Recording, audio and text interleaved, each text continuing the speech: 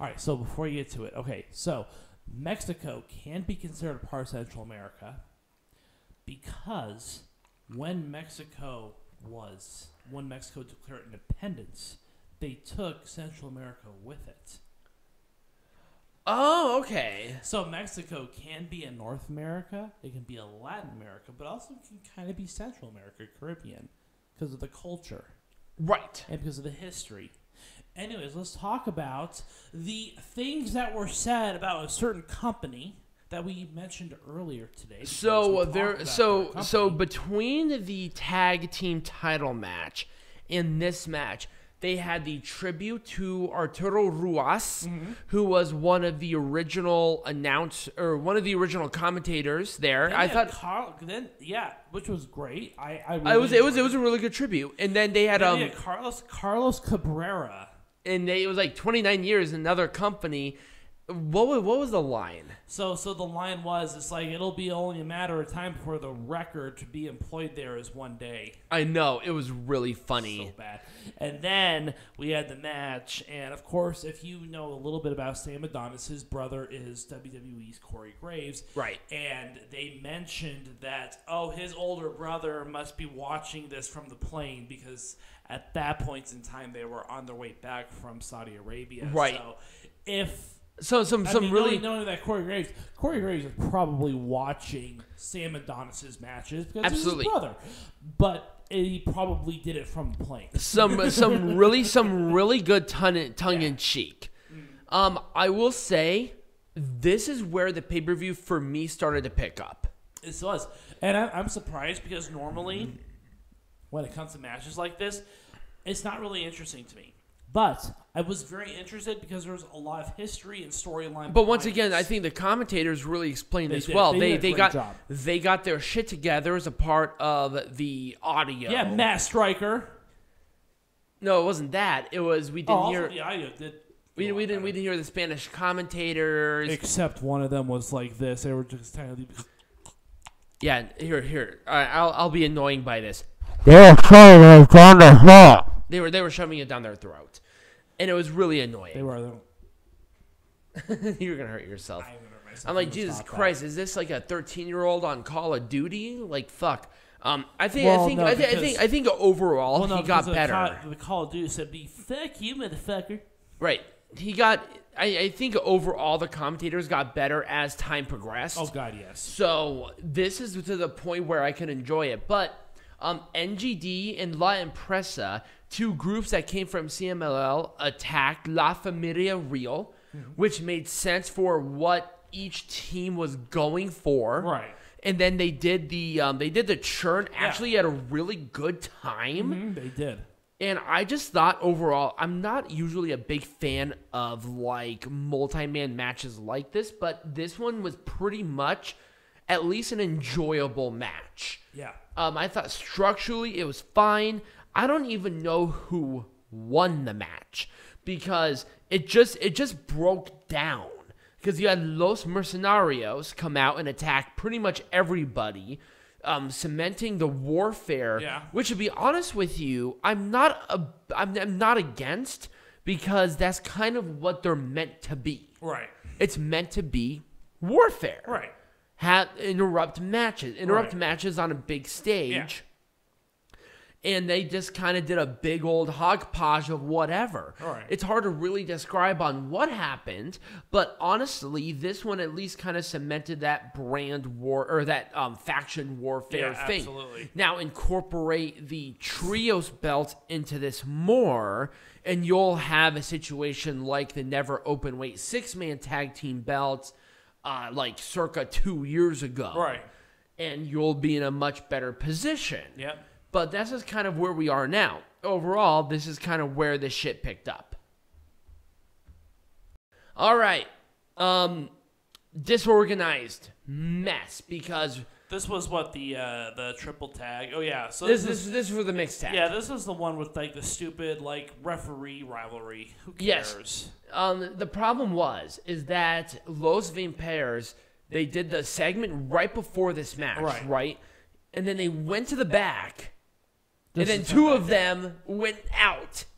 It was super weird. It was weird. Also, this was not billed for the trios or for the mixed tag. No. At all. Like, at all. No. And that was really unfortunate. So I kind of wish they kind of built that a little bit more, but it is what it is. Yeah.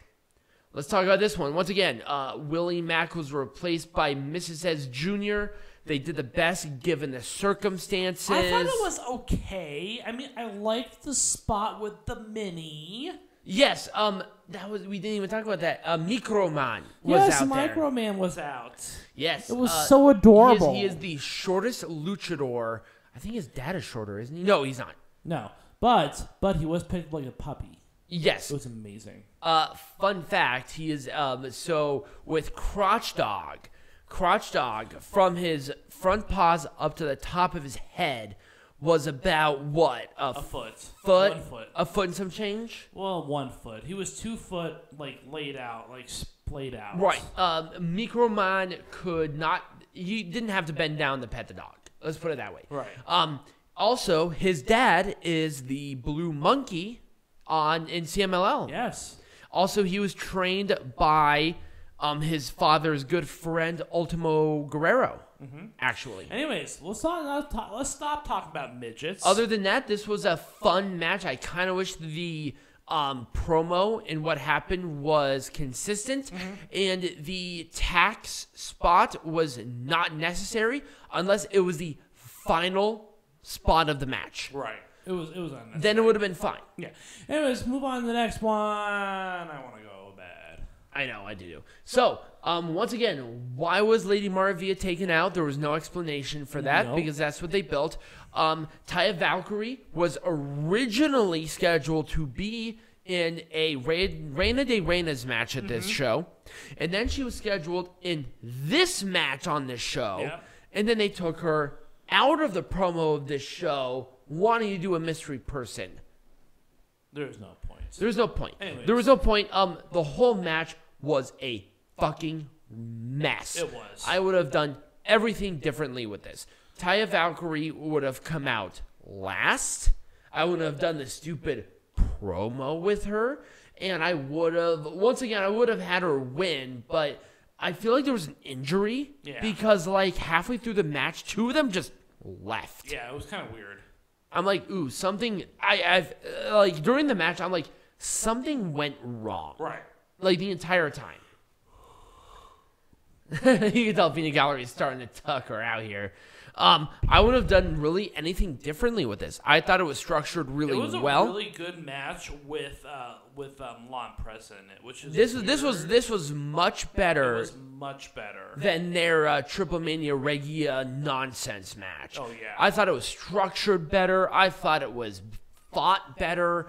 And honestly, the problem is that I feel like the whole LA Park and Rayo de Jalisco Jr. whatever from Triple Mania was wasted. Oh, yeah, because it didn't happen again. It's like, okay, we have them wrestle, but who cares? Yeah. This was actually not a bad match. I kind of, I wish it was messy. It was a messy match. I wish it should have been explained a little bit better. I think. Yep. It wasn't explained very well. It's like, what is it? Is it an elimination? The one thing about WWE that's so clear because they really emphasize the global expansion of AAA. But when you do that, there's an expectation of what to do. And explaining rules for certain matches or certain rivalries on the screen clearly has to be something. And making Even if sure it's done in Spanish and in English, it doesn't matter to me. Right.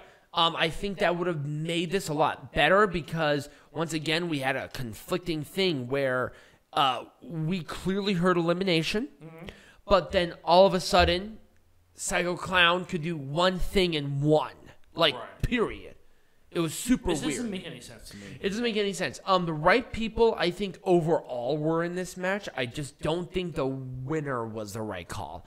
Because Psycho Clown did not have to win this. He's an established main eventer already.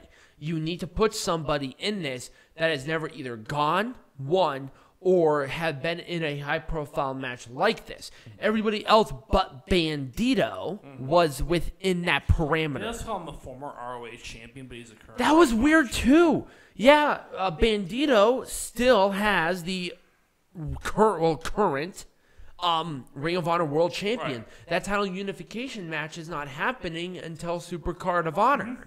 So that was really weird, too. I didn't even think about that. They did the best with what they could do based on the circumstances. It was a good match. I like the rivalry. I like the premise. I hope they do a rematch. But for God's sake, Phoenix, stay healthy. This is like the 4th fucking injury that I am aware of since he's joined AEW. And it's getting really frustrating. Not his fault, though.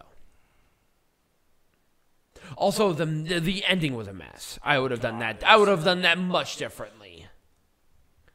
I wouldn't have done a damn thing different with this other than maybe a different venue. But that's a totally different situation.